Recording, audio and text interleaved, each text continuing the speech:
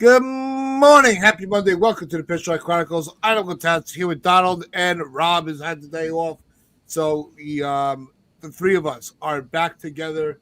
And before we get too much into the Yankee stuff, I do want to say while the three of us are together, we do want to thank everybody that tuned into the upper deck yesterday. Some of you may have heard, some of you may have not. But Lynn is moving on to her semi-retirement as she will not be doing the upper deck anymore. We are very saddened by this, but also very supportive of her future endeavors. And Lynn, on behalf of all of us, we're going to miss you. We're going to miss seeing you live, but we know that you're going to be working with us behind the scenes. So we are grateful for that, and we are thankful for that. So, Lynn, we love you. We're going to miss you. You are an OG on the Pitchfork Chronicles. So with that, I'll pass the mic around a little bit. Rob, anything you want to say for Lynn? She's the best. She's the best. She's been with us since day one. She's the best. So, Lynn, whatever you've got to take care of, you take care of it. And if you want to join us at any time, don't hesitate. Just pop in. Like you said, just pop in. We'll have you no matter what. Be in the chat. Be in here on the show. If you want to curse somebody out, go ahead and do it. We'll give you free reign to do whatever you want. We love you, Lynn, and best of luck with everything you got to go do moving forward. Donald? Yeah, I was so sad to hear that Lynn's no longer gonna be working with us. But I caught the end of her show, and I have to say I think that it was a great way to end. And she pioneered all women's podcast for the Yankees. She pioneered that. I think it was she was a real trailblazer in that way. So I'm excited to see where it goes from the upper deck, goes from here. I'm excited to see that, but because Sierra's been doing great too. So looking forward to working with her in the future as well. But Lynn, OG, she's just such a good soul, kind heart, and just a great person. And she'll always be a friend to the Pinstripe Chronicles. And good luck. And I'm sure she'll be back at some point. Yeah, and like with Chris Northrup and some of the other, and Jonah, that have been a part of this family, whether it's since the beginning or just for a moment. When like it says, where fans become family. As far as with the host, that is true. So Lynn is very, very much a pioneer for women's podcasting. And we were grateful and lucky to have her. But it's going to be a little different. But it's instead she's going to be helping behind the scenes. She's always on the phone. She's not completely going away. She's is not going to be doing the live shows. Yeah, it's just good, not goodbye. It's we'll see you later. It's just exactly. We understand. Everyone understands what's going. It's life, right? It's life. Yeah. So best of luck to you, Lynn, and we'll be in touch. Like you said, you're not going away. Like I thought that she put it great. She was like, it's kind of like the mafia. Once you're in, you can't get out. That's how this this family aura feels, and I thought that was actually a very fun way to put a somber moment. And so her humor is still with her, but. One thing that is not so humorous is the owner of the New York Yankees, as he's going to be getting set to address the press today. And, I was trying to figure out what can he say, or what would I like him to say that would make me feel better going forward into the year. And I kind of would, if he comes out on the press and one, I think Healing Man's Heart has the great comment so far. where he says he's drinking a martini during the press. It's cinema. You know, just come out and be honest. Look, I'm not going to sign anybody that you want. You know, I'm not going to spend a lot of money. Cashman and Boone are not going anywhere. It's not about World Series titles anymore. It's about making the playoffs and how much money I can make for my shareholders. I think if he comes out and says that, I'll be like, well, it's not what I want to hear, but at least he's telling us the truth. Because I'm not expecting much out of this because he's been in a hole for how many months? I think the last time we saw him in a press conference was about the facial hair. You know, that's right. how serious he takes it. And he's a joke. He's a joke of an owner.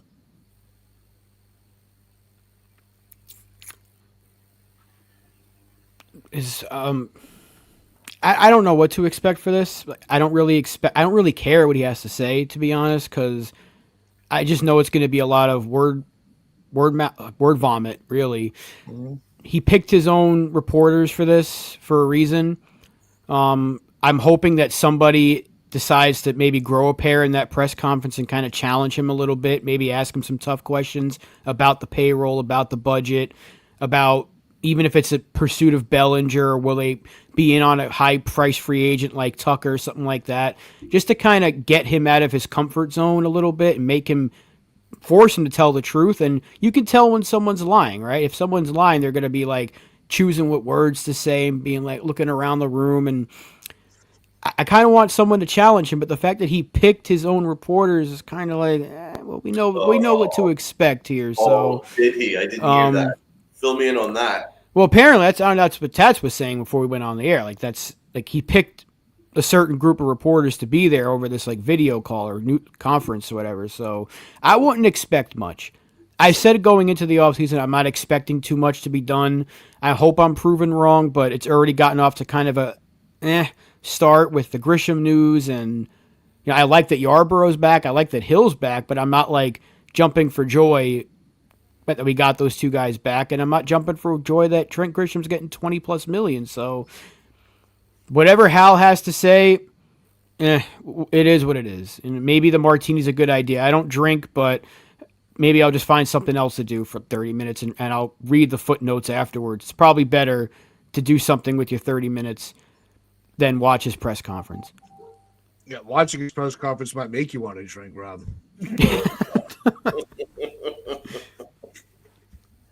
I mean, Donald, what are you expecting? Anything other than just like what he said, just word salad? No, because the owner of the Yankees is Brian Cashman. Let's be honest. The only person that we should be listening to regarding conversations about the Yankees, regarding the baseball side of things, it's Brian Cashman. So whatever Hal Steinbrenner has to say is kind of, I mean, I wouldn't say it's irrelevant because he's the owner, but he's not really there, man. He's as Tatsy pointed out, man. He's been absent. The last time we've heard from him was the whole facial hair policy thing. That's the only thing that we've heard from him. There's not been a statement, nothing. So we don't know like what his motivations are. So what I would like for Hal, well, for to take his job seriously, that would be lovely. That would be really lovely. But but no, what I would love from Hal is to actually like front this thing, head this thing, like be an actual member of this trio of him and Boone. Like, I want him to be more active. I want to see him take things seriously. I want to know that when a loss is bad, that he feels it. I want to know that he cares. I want to know these things. I want to know what his thoughts are about how he's going to manage things moving forward. I want to know these things. I want to know what his plan is. Does he have a plan? Is there a plan? I don't believe there is a plan, but I would love to see him at least acknowledge that there is something going on behind the scenes, where instead of just taking everything in within a 12-month vacuum, that there's a long-term vision here.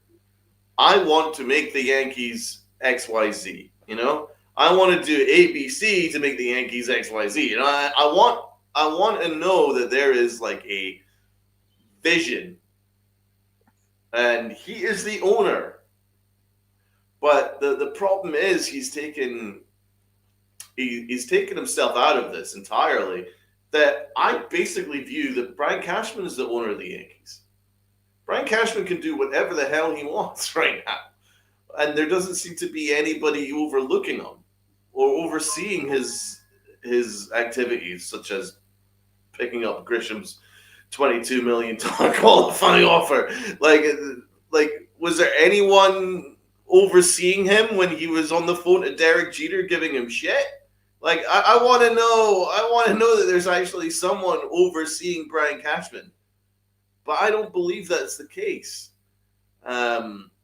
So until that happens, then this whole thing, it just feels like the inmates are running the asylum right now. There is no leadership, and we really need to get a hold of some leadership here. I mean, I've read in the past that Hal doesn't believe that he deserves to be the Yankees owner. Do you know what I'm saying? And maybe he feels that this is maybe too big for him. But it is an enormous task to be the owner of the Yankees. I mean, let's be honest. So I'm going to try and give him a crumb of credit here. It is an enormous task to be the owner of the Yankees. The expectations are sky high. They always are. And George said it that way, right? So the fan base, by and large, the ones that are our age, or the ones that have seen the championships and stuff like that, are conditioned to believe that every year we should be competing for a championship, right? We are conditioned to believe that. And by the way, they have served that because they keep saying it every year themselves. So when you have those expectations, and then you have the payroll, and you're also like what are you, like the second biggest organization in North America? You're the third biggest sporting franchise in the entire world. It is a huge undertaking to be the owner of the Yankees. So it's not like this little thing. But the problem is Hal is just not taking it seriously enough. Like, we all joke that he's on a yacht, but I don't even think it's a joke. I think that's basically what he's doing most of the year, because I never see him. The only time that we saw him at Yankee Stadium was when Donald Trump came. That was the only time I've seen that dude. And that's crazy for the owner of the Yankees, right? He lives in Tampa, right? So he could go to the Tampa facility whenever he wants. It's like an hour and a half's flight. And he can't be bothered to go to a couple of Yankee games during the year just to make sure that things are running smoothly. He just doesn't do it. And that's a huge problem to me. So I need him to be active. I need him to take this seriously. I want a vision. I don't need him to tell me that he's going to spend $400, $500, $600 million. I don't need that. That's not what we're asking for. What I'm asking for is the bare minimum in terms of leadership. You know what I'm saying? Every business needs a leader. You need to know what your vision is, what your plan is, and how you're going to move forward with that plan. Every single business has that, right?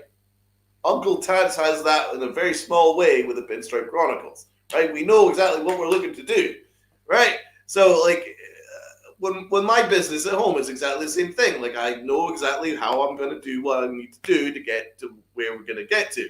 But with the Yankees, I have absolutely no idea what their vision is and how they're planning on going forward with it. So that's what I'm asking Hal to communicate. Do you have a vision? If you don't, then you're going to have to find someone else that does. Yeah, I think if you're going into this, if you're tuning into this press conference and you're watching and you're expecting him to come out and be like, well, our plan is to go after player A, B, C, D, and this is, the money that we're going to be spending, you're going to be disappointed. You know, the Yankees, one thing that we always say, and it's frustrating, but it's necessary, is they don't always show their full hand. They may show you a card that they're holding, but they're not going to show you the whole hand. So I'm not, he's not going to come out and just completely do a 180 on the way they've been operating, and they're going to say, well, we don't know what's going on with this lockout, and so we don't want to waste Judge any longer, so we're going all out. He's not going to say that because that gives that gives all the momentum to the agents of these players. There is going to be this little cat and mouse within his press conference, and that's the way he should be operating. What bothers me about Hal is we always say, what would George do? What bothers me is he's not his father in the aspect of communication. We shouldn't have to wait months, during the season. Or I know a lot of owners don't talk during the season, but you gave out a cut and paste post over the social media after the season ended. Where is the state of the Yankees address? That we should have. We shouldn't have to wait all the way until Thanksgiving week.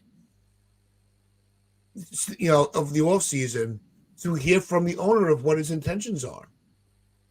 Where's his mindset? I think that's all we're really looking for. Right. We're not looking for him to come out and just expose every plan that he has. Because I think that was one, it serves no purpose to anybody to do that. Just wanted to be a man of his word because last year he told us they have the ability to sign whoever they want. I didn't put words in his mouth.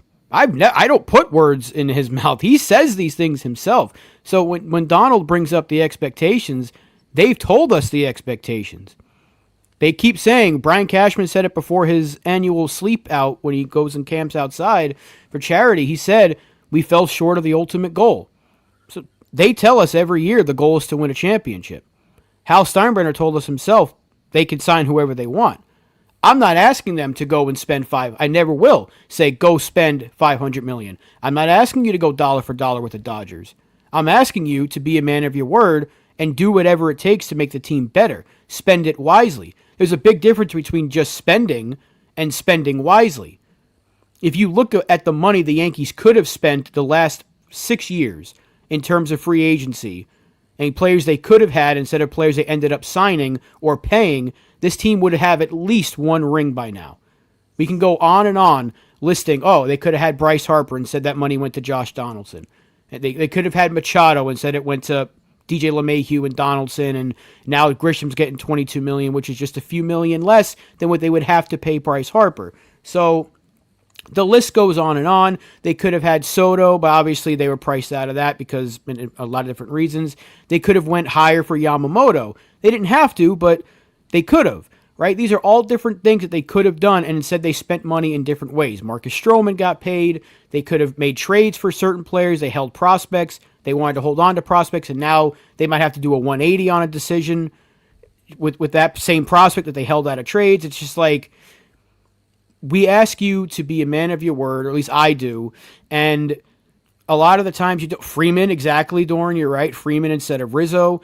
Like, there's so many examples of this, and this is just over the last, 5 or 6 years. I mean, we're not going to go all the way back, 2005, they could have done this. But, it's been a long time of these type of moves happening where the Yankees spent less and thought that they were still going to get equal to maybe similar production or less production, but they spent less because of it. So it's an example of a team that has the resources to get anyone they want and doesn't get anyone they want, and that makes me believe that you, Hal, are just full of shit because you're trying to tell us what you want us to hear, what we think we want to hear, And we're like, hell yeah, he knows. Yeah, it's like, oh, he can go get anyone that they want. Oh, they're going to go spend. And then Cashman will say, oh, the budget's never really an issue. Hal himself last year said that budget's never really an issue, yet they're always operating under a budget. Which one is it, dude? Like, that's why it's word vomit. It's just, you're full of shit. And sometimes when someone is constantly full of shit, you never really want to hear what they have to say. So I'm really not that mad that I haven't heard from Hal Steinbrenner. You should hear from the owner after another disappointing season, but at the end of the day, I already heard from Brian Cashman, and like you said, Donald, he's the guy that really runs the show here, or else he wouldn't have had a lifetime contract. So whatever Hal says today, I'm not expecting much. Maybe he proves me wrong. Maybe he says something that perks me up a little bit, but I also don't expect the Yankees to do much of anything until December anyway. So it is what it is with him. I think he's full of shit. I don't hate him the way that a lot of people hate him. I think there's far worse owners in the state of New York, John Mara. But I just think that the guy hasn't really lived up to anything that he says. So I'm not trying to put words in anyone's mouth. He tells us these things. He goes back on his words so much. That seems like a person that you don't want to deal with. But unfortunately for the Yankees, we're going to have to be dealing with him for a very long time. And it is what it is with him. So we'll see what he says. I'll read the footnotes later, and I'm sure I'll be disappointed. See, the thing is that, yeah, everything that you listed there is spot on, but that's because there is no one overseeing the baseball operations department. That's the problem. That's what I'm saying. It was just like everything you listed there is basically what Brian Cashman's in charge of, but there's no one really in charge of Brian Cashman. And if there's not really a goal, if there's not really a vision, other than, yeah, if you guys can, stay around 300 million, and if you can find a way to make sure that we win 80 plus games and make the playoffs, even if you get completely annihilated in the playoffs, all good. Like, that's basically what I believe is the vision of the Yankees right now. They take it year by year, and Mike Fishman has his little computer, and it comes up with, oh, well, if you do this, you can get to 83 wins, right? We need 85 wins to make sure we make the playoffs. This is the move that can do it, right? And then Brian Cashman goes and follows it through. But without anyone overseeing that disastrous baseball operations department, then this is what you end up with, a roster that doesn't fit. There's a whole lot of pieces that are good. There's some really good players here, but a lot of the pieces don't fit. It's like you're fitting square pegs in round holes, and you can just look at the whole left side of the infield. You're looking at Anthony Volpe, looking at things like that. And there's, you've got Ben Rice, who you need to make use of. You need to play every day, but where are you going to play him? You know what I'm saying? You're going to play him at first. He's not a good first baseman. You're going to play him at catcher. You're going to have to develop him at catcher. Yankees don't really like to develop too much. They're not too keen on that. So just look at the way that they've developed Jason Dominguez. And that's what I'm saying. What I'm looking from Hal Steinbrenner is to start overseeing things. Like, take an active role. I want you to audit this shit. Because what happened the last time the Yankees did an audit? It was a complete and utter farce. And nothing happened. They just confirmed their own bias as what that audit was. And that's the kind of stuff that really makes me question how interested Hal Steinbrenner is in his job.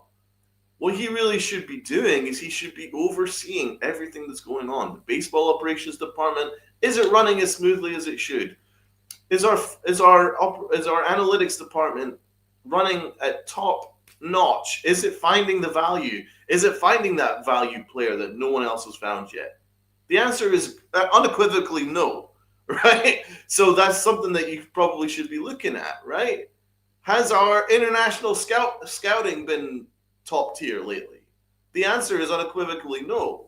Thus, let's improve that, right? These are the kind of things that he needs to be in charge of.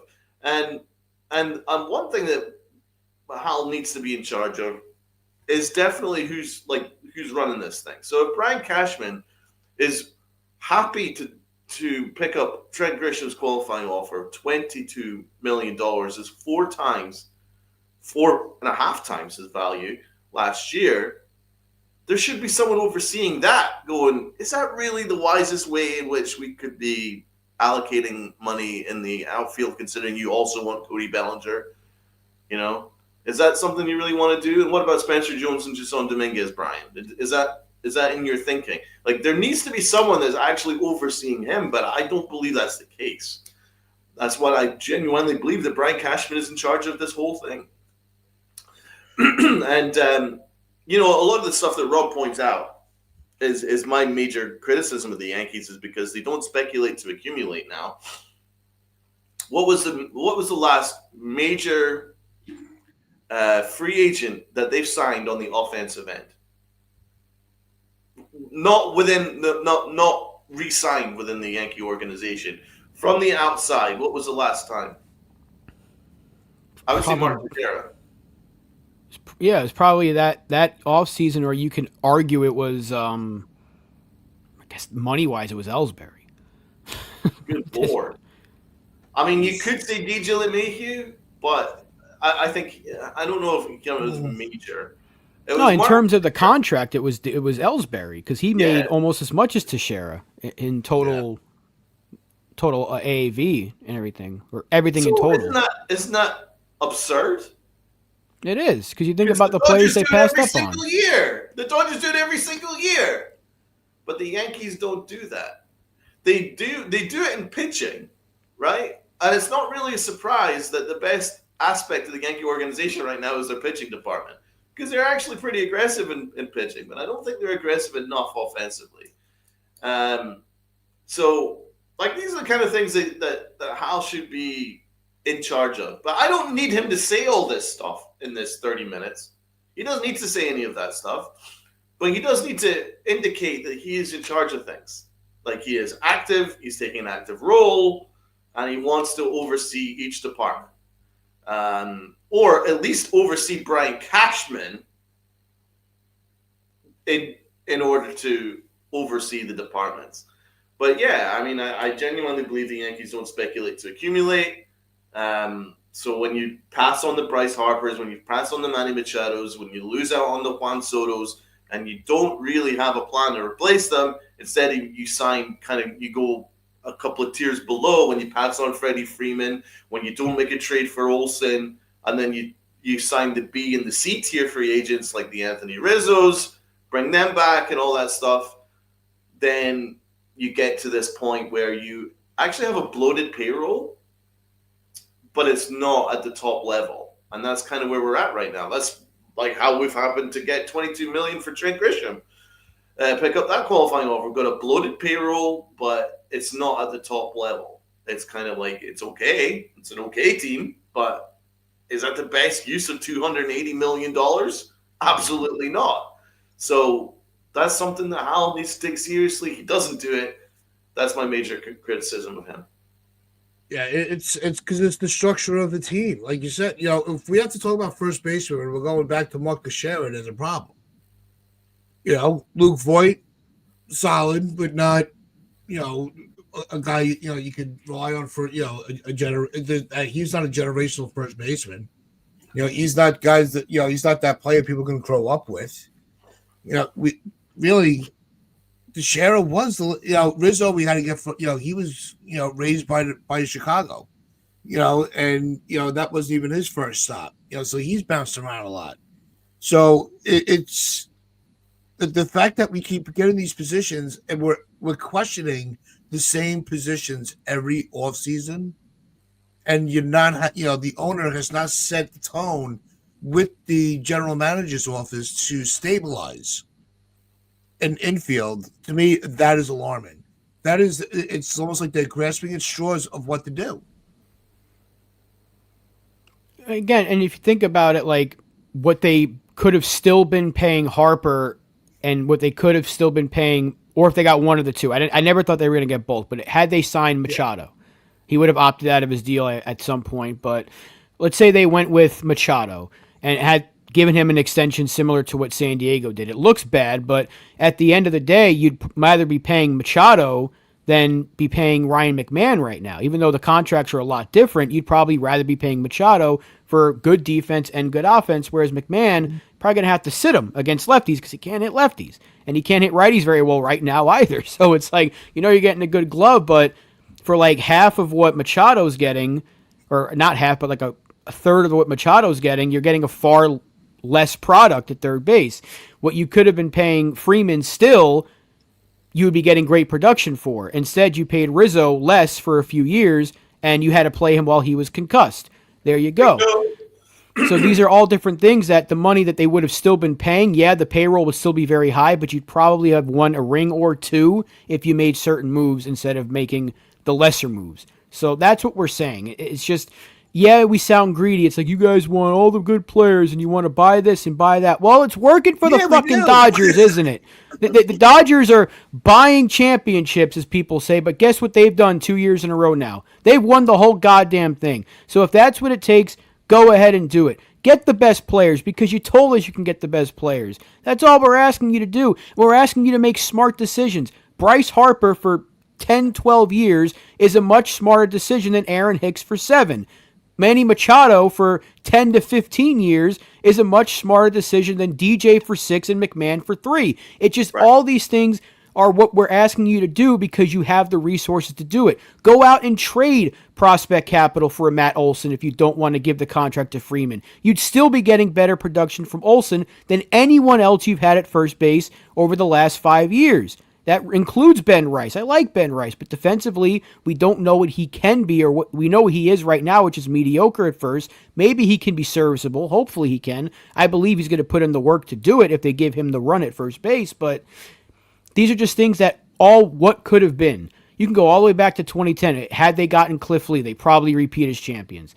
Had they traded for Garrett Cole in 2018 on top of getting Stanton, they don't have to deal with Garrett Cole in the 2019 ALCS. And they probably win the whole thing that year. Just like all these what ifs and what could have beens if the Yankees just said, fuck it, we're the Yankees, we can get this player, and we can develop prospects later. The Yankees develop prospects out the ass, ladies and gentlemen. Everyone says their prospect list or their farm system is not very good, yet every year we're hearing the Yankees can get this player because of their pitching. Fucking The Athletic is saying we can get Tariq Skubal right now, and that's not the actual trade proposal, but did you guys see that proposal by The Athletic?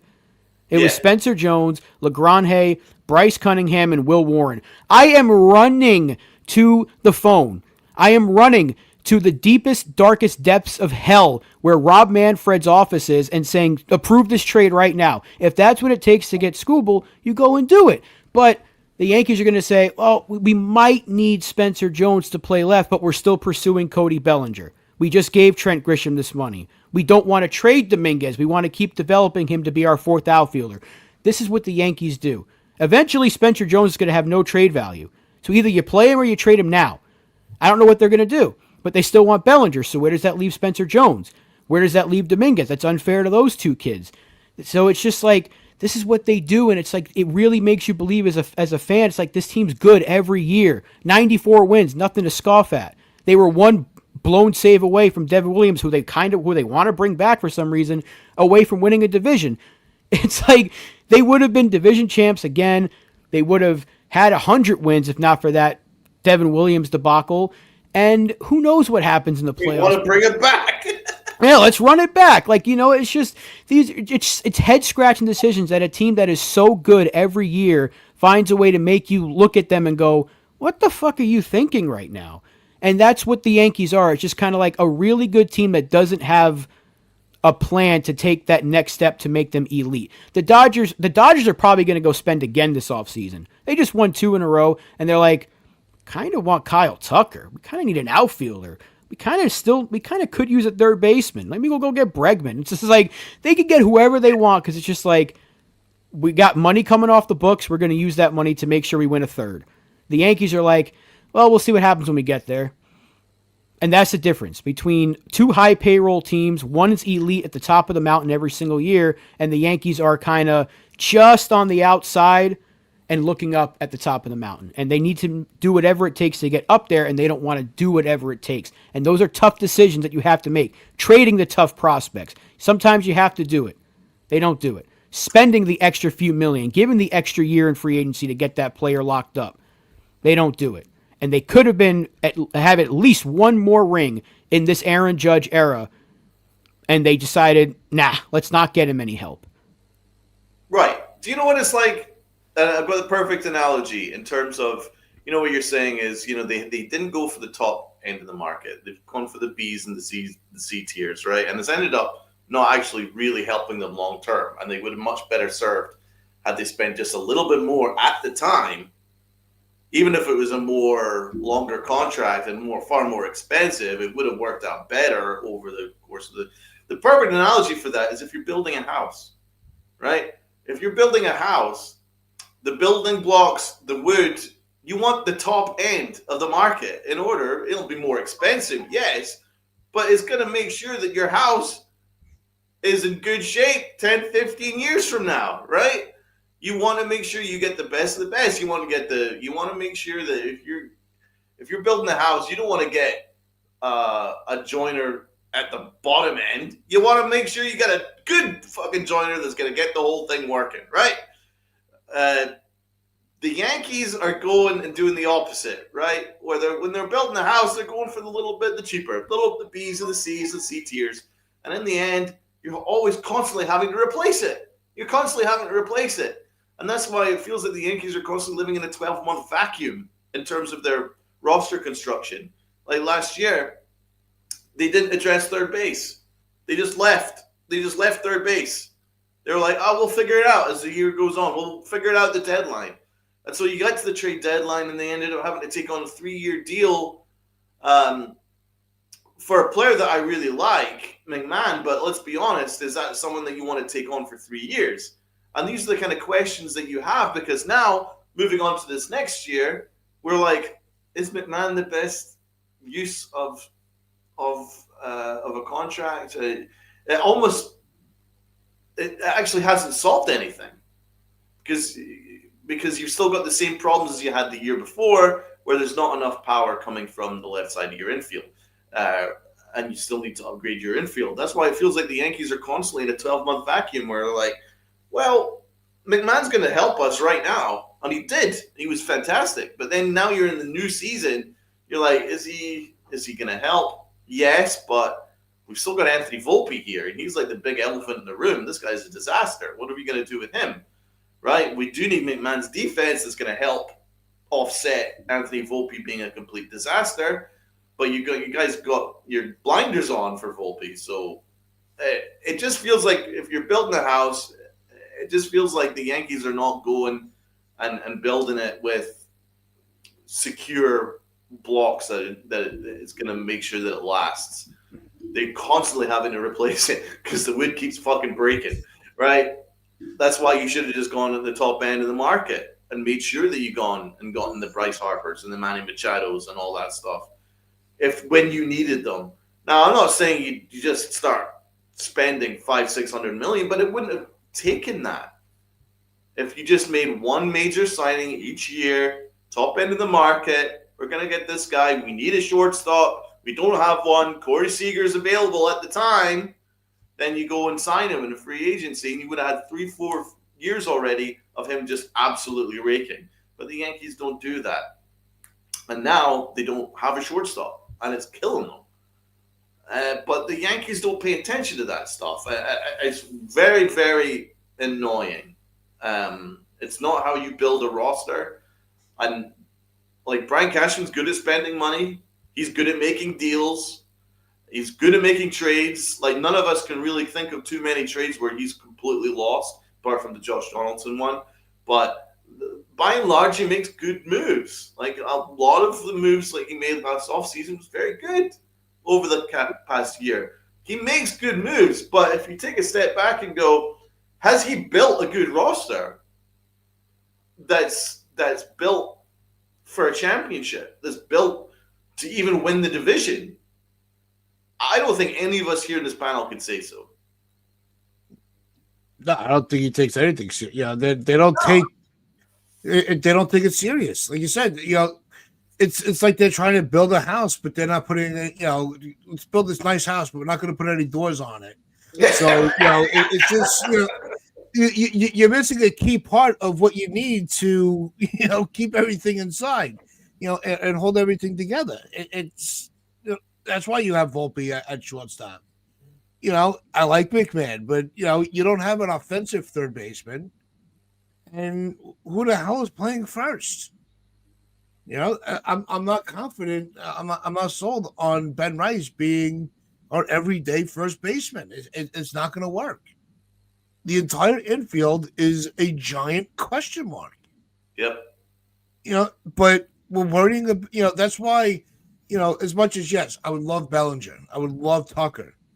I would love arms. In the rotation in the bullpen. The infield getting that set right now is, I think, would have to be the priority, and they don't look at it that way. Absolutely. Now let's do a little bit of housekeeping. We've actually got well over 100 people in the building right now watching us. So this is one house that's actually doing pretty well. So salute to you guys, for everyone in the chat. Now, from looking at things, there's about 65, 70 people watching on X. If any of you guys, after the show, whatever, want to hop on YouTube and hit that like button. If there's a hype button there for you, hit the hype button. These are all things that really helps the algorithm, really helps the channel. So if anyone watching on X, when you do get a chance, even if it's after the show, hop on to YouTube and hit that like button for us. Really, really appreciate it. We love the fact that there's 106 people watching us. It means a lot to us. So thank you so much, because I know there's a whole lot of content out there, but we're honored that you want to give your time to us. So if you could hit the like button, it'll help our algorithm, help us grow. Hit the sub button, all the good things. And then we'll continue to get the best content out there, because we're going to be on top of this whole thing. For those that have maybe not watched us before, we have 3 shows a week, and we have shows at the weekend. So you've got content like 5-6 times a week. So thank you, Healing Men's Hearts, of this podcast. Thank you, my friend.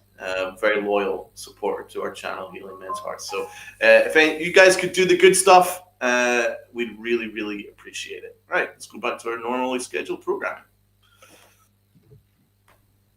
Yeah. We're seeing a lot about Tatis and Seager there in the chat. I would love to say I feel like the Yankees can go after. I think Seager's a lot more of a realistic get than Tatis, because I don't know why the Padres would want to trade Tatis, but then again, a lot of their contracts are untradeable. I just don't think you trade a guy like Tatis. And if you're the Yankees, if he is available, you do whatever it takes. But Seager is kind of an interesting situation, because the Rangers they're desperate to move payroll, but they just acquired Nimmo, but the Mets are paying some of the contracts, so it just cancels it out. I think that's a good trade for Texas, but if they really are trying to shed payroll, the Yankees probably wouldn't have to give up too much for Seager, kind of similar to what happened with Bellinger last year. It's like, hey, if we take on the majority of his deal that's left, which, by the way, would probably be around the same as you have to pay Bellinger, I'd rather pay Seager.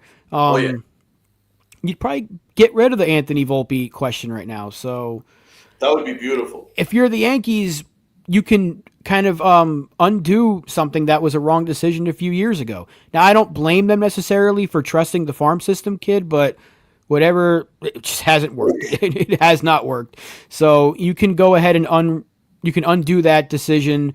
Get Seager now. He's still playing at a very high level when he's healthy. He just needs to stay healthy. And then you don't really worry about McMahon too much. It's like you're going to get a big offensive threat behind Aaron Judge. 1 year of Grisham all of a sudden doesn't look too bad compared to 7 years of Bellinger. And then you can still maybe survive with Ben Rice at first base. Having a good defensive third baseman and shortstop, it's going to help him at first base a lot. And let's not forget Jazz at second. It is just very left-handed. It's an entirely left-handed infield, and you'd have 2 right-handed bats in Judge and Stanton. I don't know if the Yankees want to go that route. But I would try to get Seager if he's available. I certainly would. I just don't know if the Yankees are going to want to add his contract. But if you think about it, now that you're paying Grisham, That opens up a spot for Dominguez in the outfield, and you don't have. And instead of paying Bellinger, you pay Seager. Right. That's what I'm thinking. Yeah, let's touch on that Met trade because it means that the Mets are now going to be very aggressive for Cody Bellinger. It's almost set up now. Like they're gonna I don't think they would have made an outfield spot for him. Yeah. Exactly. I don't think they would have made that deal unless they were very confident that they could make a really good run at Cody Bellinger and even steal him from us. That was an interesting trade because, on paper, Nemo, I think is a better overall player than Semien at this stage of his career. But Semien gives you good defense. But what it's done is it's cleared up a nice little spot for them to attack either Kyle Tucker or Cody Bellinger. I hope it's Cody Bellinger because I just don't think it is a good value for money having Trent Grisham and Cody Bellinger for the Yankees. I think it's like $50 million allocated to those two. I just don't think is a good use of your payroll, and it continues to serve this my belief that this is a bloated payroll. It's bloated. Like Cody Bellinger, very good player. Very good player. Is he elite? No.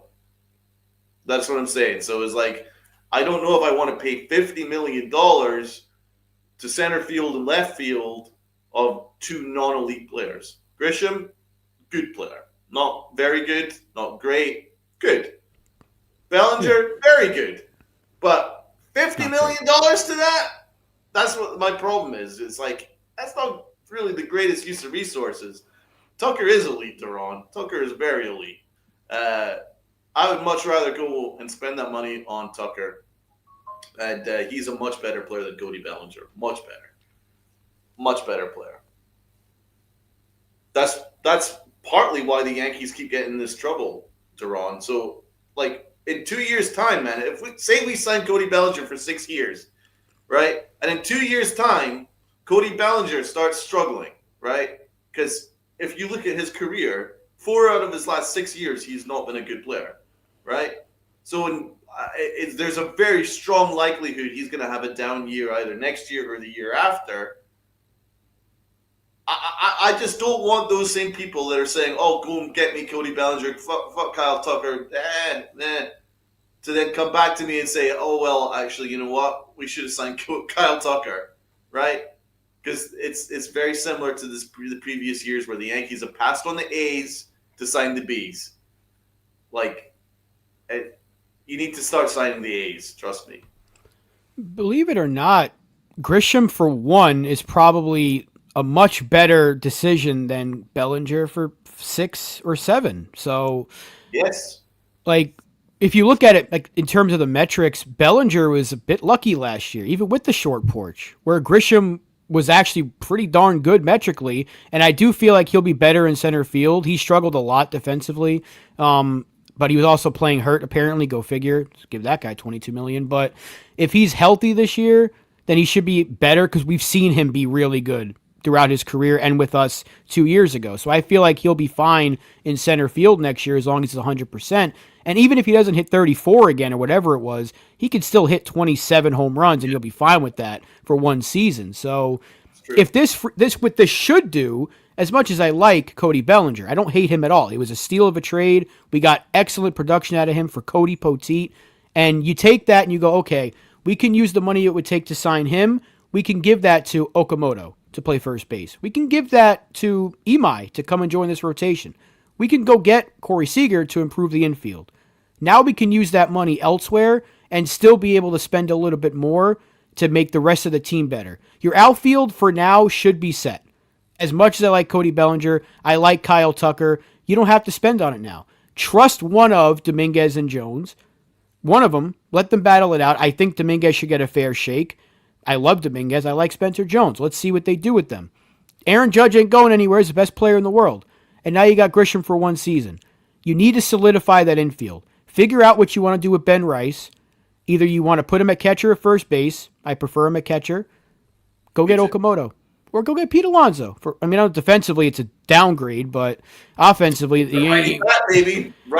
that's a big righty bat. Okamoto's a big righty bat as well. And if you're able to land 2 big Japanese free agents, guess what that also does? Puts you right back in that Japanese market we've been talking about for years now that they've been out of.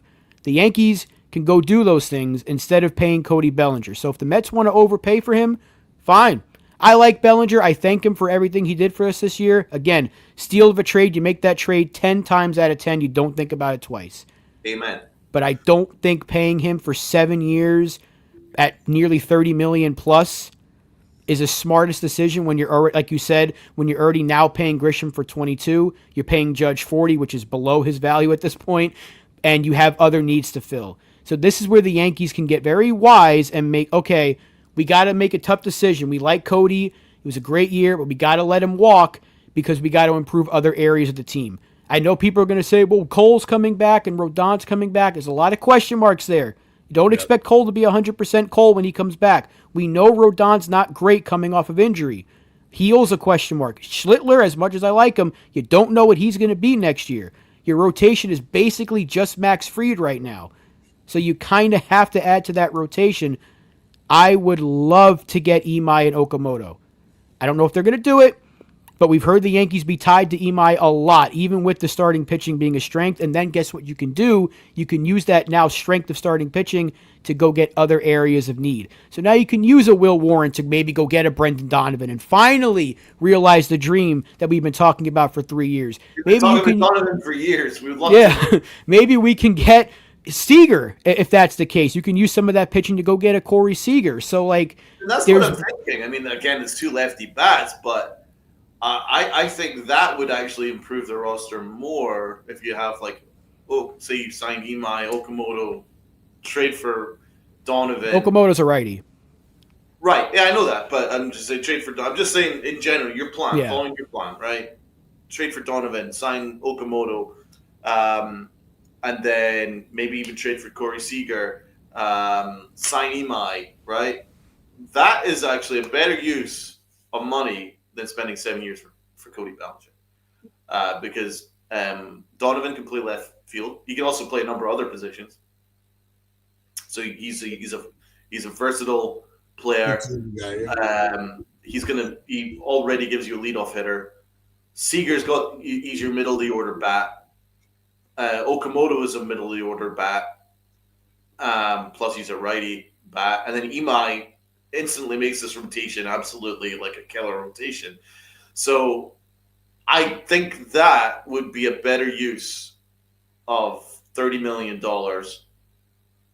per, which Cody Bellinger would be, than just signing Cody Bellinger. Because I think, honestly, the Mets should just go sign him. I agree with you, Rob. Once Grisham came back, that should take us out of the Bellinger market. Yeah. It really should. For me, Bellinger should have been our center fielder. Bellinger should have been our center fielder next year. But now that we've got Grisham, there's no real need to do that, right? So we've got Spencer Jones, you've got Dominguez, and you've also got other options. But it was interesting because Brian Cashman said that the worst case scenario would be for Spencer Jones and Jason Dominguez to fight it out. Because if you guys caught his thing before he did his charity work, he did say that there was 2 vacancies in the outfield, right? Grisham solved one. Now there's one more vacancy remaining. He says worst case scenario, Spencer Jones fights it out with Dominguez. Best case scenario, we sign Cody Bellinger. I don't know how that's the best case scenario. No. But regardless, that's his plan. But, for me, is that really the worst case scenario to have Spencer Jones fight it out with Dominguez? It's like these 2 dudes are good players. I'm excited by Spencer Jones. I'm very excited by him. I know he strikes out too much, but hello, look at the rest of this lineup. Anthony Volpe struck out 73% of his at-bats in the American League Division Series. Don't tell me that there isn't a strikeout problem everywhere else. McMahon strikes out a ton. So what? Spencer Jones strikes out too? Oh, join the club then, right? But this guy can also hit like he's got the power potential to hit 30 home runs comfortably. And I think that once he closes his swing, very similar to Aaron Judge, very similar to Ben Rice, that his strikeout numbers are going to go down and his home run numbers are going to go up. But it's going to take some development. Do the Yankees have any interest in doing that? That's my question. Because I think Spencer Jones has got all the time. By the way, Dominguez did fine last year offensively. Defensively, he was a disaster. But let's face it, he's not a left fielder. But the Yankees pigeonholed him in left field. So, but offensively, he was just fine. And by the way, he only had one at bat in the DS, and it was a line drive double. It was a beast. Oh, I wonder if we could have maybe made use of him. No, we treat him like he's. I don't know. You treat him like you just treat him like shit. No, the worst thing that happened to Dominguez, and you keep that shoe far fucking away from your fucking house. You know, you throw it out the door. That's what they're treating Dominguez as. The guy gives you a decent numbers. He's not a good left fielder, but he never was a left fielder. So that's on the Yankees. So I don't know, man. I would try and figure something out there. I think you don't even need to sign Kyle Tucker. Tucker's my guy, right? I would want to sign him, but if we miss out on him, I think you can pivot with a Donovan, an Okamoto to upgrade the outfield and the infield, and I think you're going to be just fine, really. And then there's Seager as well. You could do all those things, and I think you would upgrade, and at least your outfield's not going to be bloated, and I think there's a problem with that outfield, and Bellinger is not going to solve it.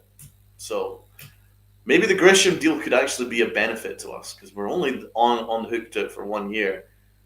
Stay away from Bellinger's contract, man. Let the Mets have him. I think that we've said it. I think the worst thing that happened to Dominguez was Grisham having a career year, because it kind of forced Boone's hand to keep the hot bat in the lineup. And Grisham had a great year. And defensively, they never gave Dominguez the chance to develop in left field. We said it in the beginning of the year. If you're going to have him play left field and learn left field, just leave him there. We may not, we're going to have, some games where it's like, we're cursing him out, but we were ready to understand it was a learning curve, right. And it was it was necessary for him to take these steps and have some setbacks along the way, so to do that to him again, I think we just, if you have that little faith that as the front office that he can truly play left field, and we'll see how it works for him in the Winter League, then just cut your ties and move on, and go with a,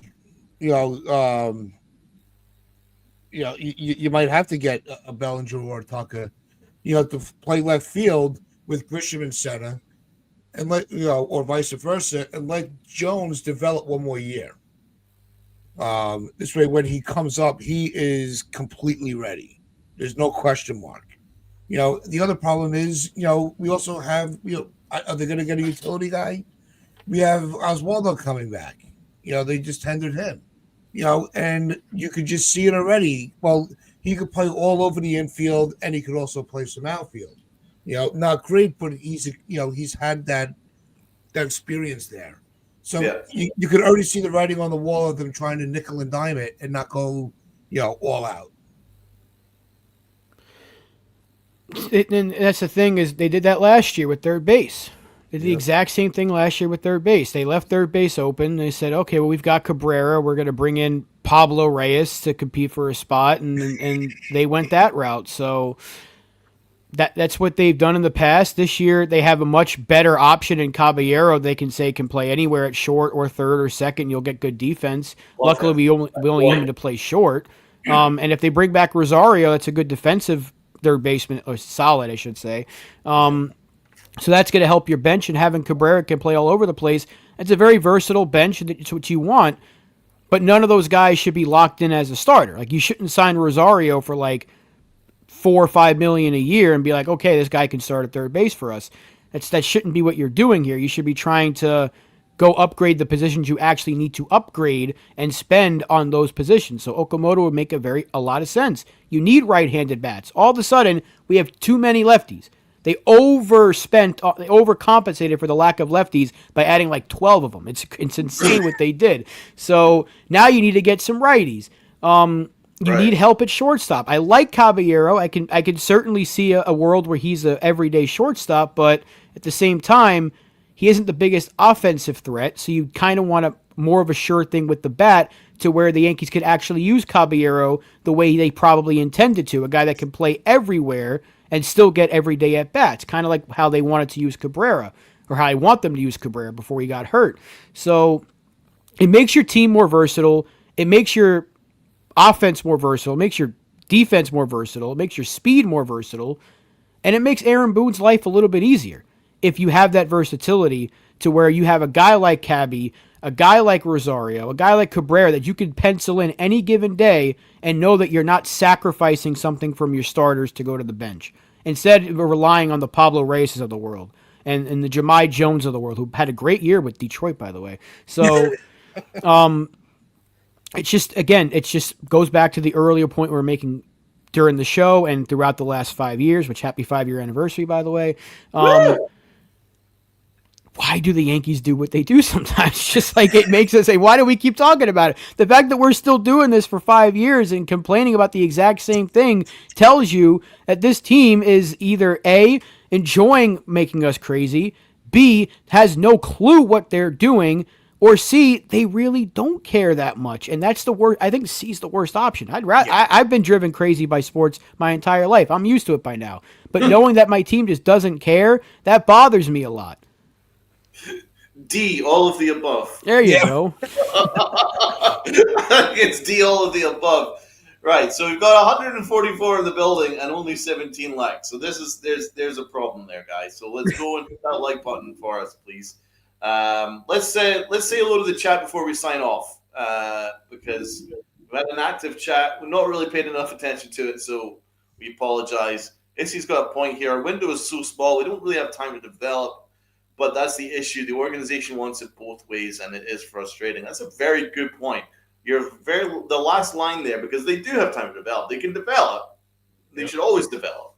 But they do want it both ways, and it is incredibly frustrating. The amount of players that they've had that they just don't bother, like, trading away. They just keep. Like, the most obvious example is Andujar, but another example, Peraza. That guy could have commanded a monster return had you traded him a couple of years ago when he was viewed as the shortstop of the future. The Yankees just Clint Frazier. The Yankees just sat on him, and then you don't get any value that way. You got to do something, man. But that's the kind of stuff that Hal Steinbrenner needs to be in charge of. Like, he needs to be overseeing that, going, right, if you're not going to trade these guys, then you need to use them. And by the way, Dominguez is heading down that path. We are heading down that path with Jason Dominguez. We're about to repeat the same mistake again. Please, Lord, can someone oversee this department? Dominguez is a good player. Do you want to trade him for like a penny on the dollar? Or do you want to make use of him? But if you don't want to make use of him, then you better fucking trade him, because he's going to be worth a penny on the dollar very, very soon. It's just the Yankees need an adult in the room. Yes, it is disgraceful what they've done. Issy, Caballero opening day shortstop until the Wonder Boy returns. Well, I love myself some Cabby, so if he's a shortstop, I'd be delighted. I think Cabby's great. You stick him in the 9th spot in the batting order, he's going to get on base and he's going to steal 50, 60 bases. Frickin' sign me up, Buttercup. The new names are really driving me crazy. But anyway, the whole organization is a joke. I agree. It is a mess. It absolutely is a mess. Felix Nunez, good to see Felix in the chat. Tucker is a great player, but I don't know about that $400 million price tag. It's fair. Very fair. What is YouTube doing with these names, by the way? Because I'm trying to Yeah. recognize everybody, and I can't. Yeah, it's very confusing. Jerron says, I posted this earlier. There are 486 starts in the outfield in the regular season. We hope Judge takes 130 of them, plus 20 plus starts at DH. Split the rest between Jason, Spencer, and Trent. Right. Yeah. That makes sense. Unfortunately, one of those two prospects are going to have to be like used as a fourth outfielder, and I just don't think that's fair to either one of them. These guys should be starting either for you or another team. Right. Healing Man's Hearts, good point, Rob. I just have a feeling that Bellinger's next contract won't age well. I get that feeling. Well, no, that's a big conversation that a lot of people are having is, they're kind of still a little damaged from the DJ LeMahieu contract and how that ended. They're worried about history repeating itself, and it's a viable worry. It really is. I get very similar vibes from that. Very similar. I think in 2027 we see Lombard short, Volpe at second. Well, I would love me some Lombard short. God, could you imagine Volpe at second? I don't want Volpe on the team. I can't see a world where Volpe, unless he has just an unbelievable season offensively and defensively, which he has not shown us that he can do consistently at all yet. Unless pigs start flying and that's what happens, they can't keep committing to him. I mean, the Rangers just non-tendered Adolis Garcia for having like one down year after being a playoff hero in a year they won the World Series. That's crazy. And they let him go. And the Yankees are like, well, he'll be Volpe, 3 years of a bad player, he'll be fine. He's still got. There's still another year in him of being awful. I would rather the Yankees look at Seager over Tatis. Now that's interesting. I've not asked the panel about Tatis. Would you go for Tatis?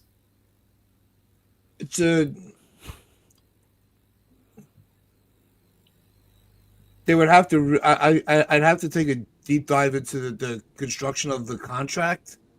If you're gonna get Tatis, then you're not gonna be in the market for Tucker or Bellinger.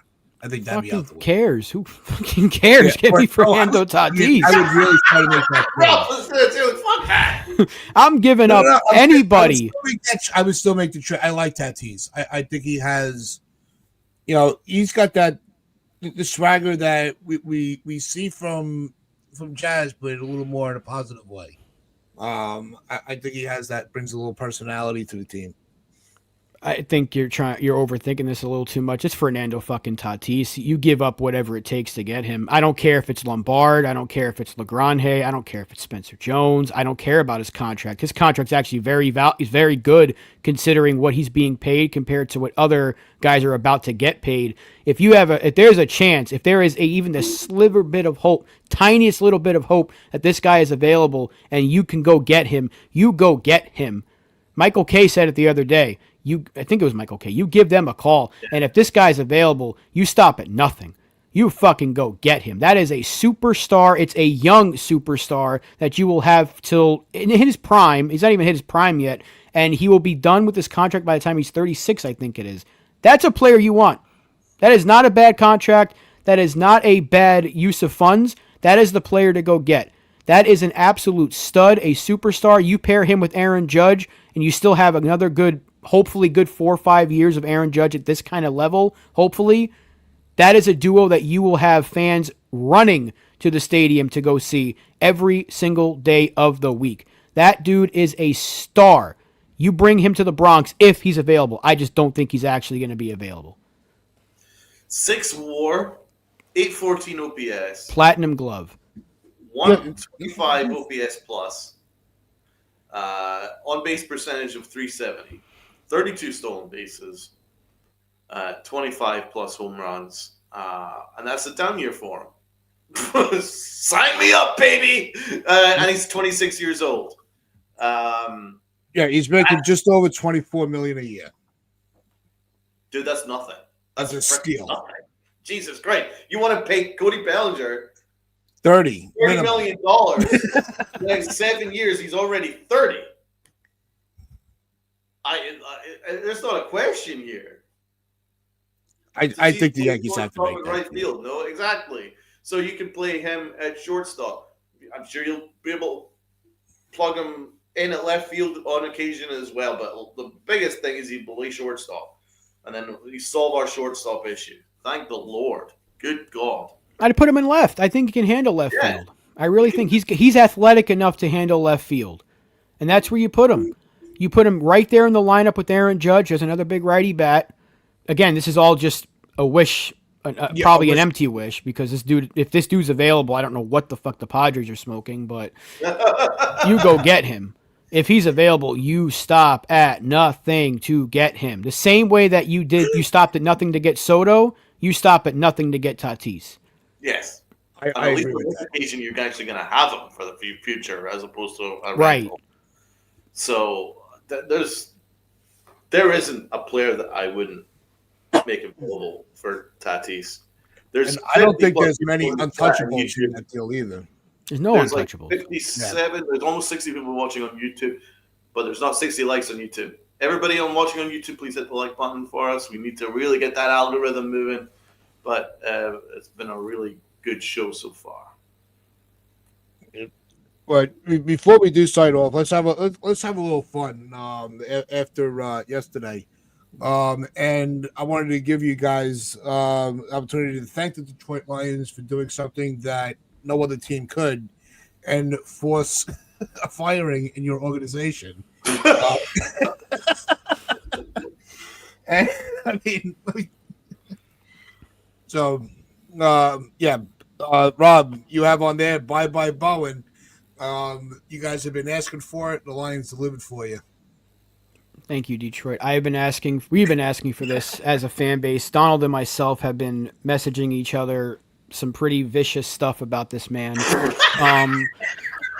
There is a former world leader that's famous for a lot of bad things in his life, that is fortunately no longer on this earth and was fortunately defeated in the Second World War, that I think is very comparable to Shane Bowen. So the fact that this guy is no longer employed by my favorite football team, I can wear this jersey proudly and know that that absolute terrorist of a human being is not going to haunt my defense anymore.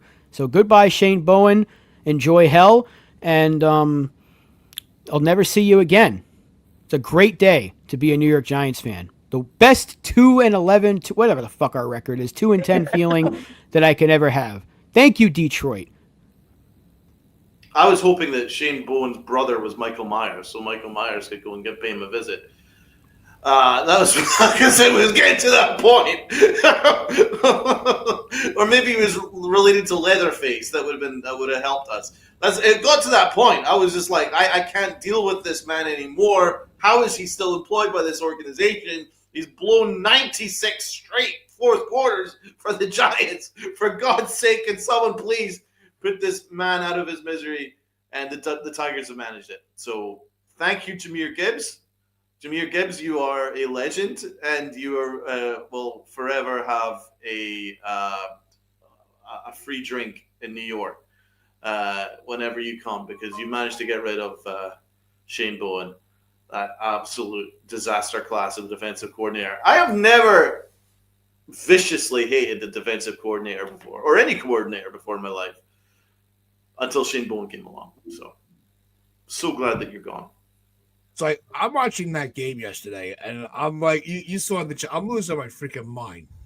I'm like, this is not, you know what? And you know what pissed me off the most about it? All morning, I'm at the store I work in on Sundays, and they're all going, you guys got this. It's going to be a laugher. And I'm going to my head, I'm like, shut up. Like, it was almost like they were trying that reverse jinx on me. And it almost came to fruition. If it wasn't for your defensive coordinator just completely not knowing how to close out a game in the fourth quarter. Oh, my God. You think after the third blown fourth quarter save, he'd learn a little bit. Yeah. John S., well, let's take it back to baseball real quick. Tatis costs too much money. Let me ask you a question, John S. Would you rather pay Tatis $24 million a year or Cody Bellinger $30 million a year? If Tatis costs you too much money, then there's not a single player on this market that the Yankees are going to go sign, if you're using your logic. Tatis is a steal of a contract when you really think about it. So I suggest you do a little bit Just do a little bit more research on his contract, and then you'll see that it's actually a really damn good deal in the long run. Because even when it goes up in value in like the final few years, it's still less than he would probably be making on the open market. That's a steal of a deal, which is why he won't be available, or he shouldn't be available, which is why I don't think they're going to get him. But if there's a world where he can become a Yankee, I want to go there. It's a much better contract than Soto's. Yeah, because I actually had to look it up myself. Because I knew he had this crazy long super contract, because he got a 14-year deal. It's the Padres are shopping him. It's just a matter of the package that they're going to get. They got a dump salary. No, they're not. They never officially came out and said that. It was all speculation. Okay.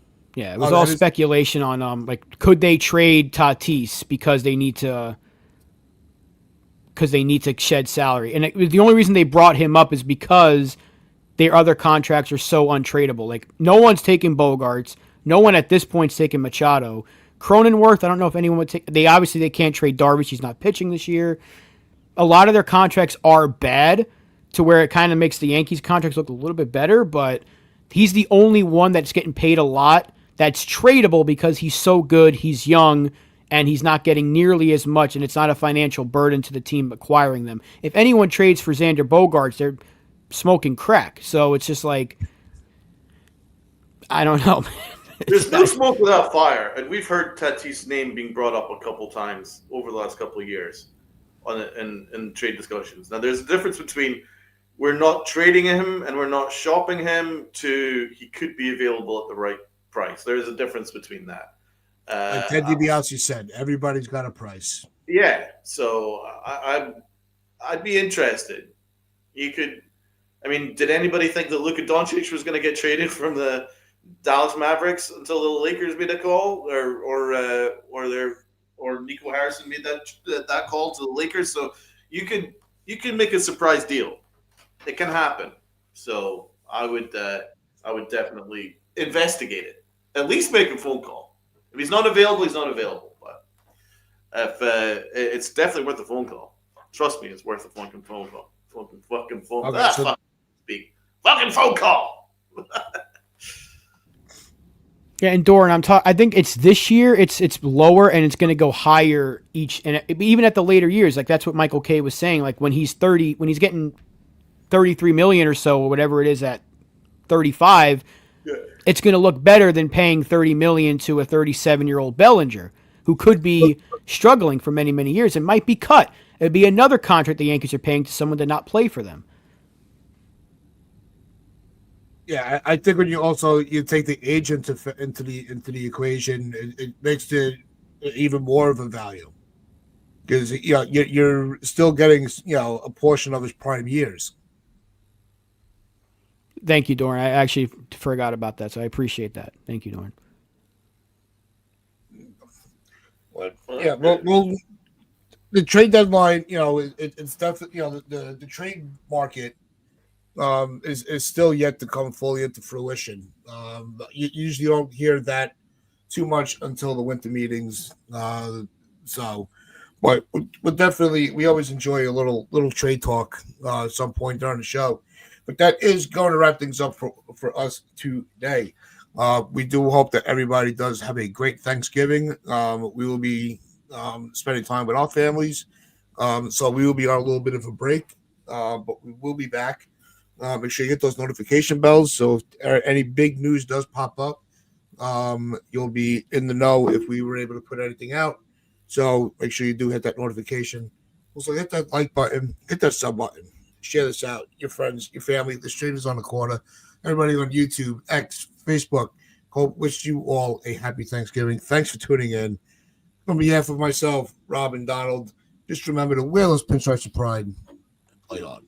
Have a blessed Thanksgiving, people. Thank you.